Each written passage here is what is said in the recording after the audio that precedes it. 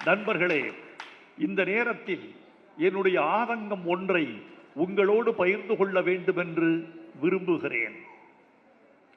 திமுக கூட தோற்கலாம். முத்துவேல் கருணாநிதி ஸ்டாலின் தோற்றிருக்க கூடாது. நிலா தேயலாம், வானம் தேய்ந்து விடக்கூடாது.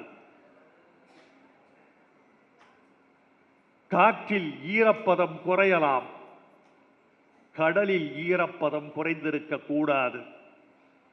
இதுதான் என்னுடைய ஆதங்கம்.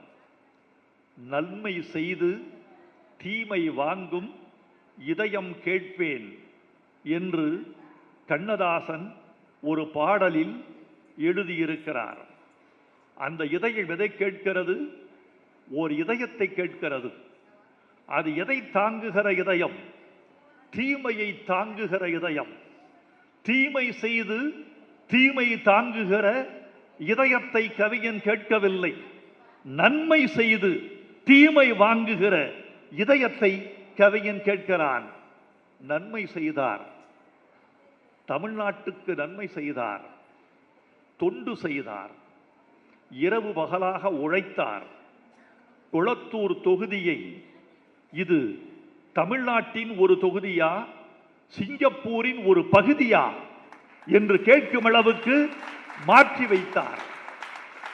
அவர் தோற்கடிக்கப்பட்டார் என்றால் தமிழச் சாதியின் நன்றி உணர்ச்சியின் மீது நமக்கெல்லாம் சந்தேகம் வருகிறது. நண்பர்களே, அந்த தோல்வி ஒரு தோல்வி அல்ல.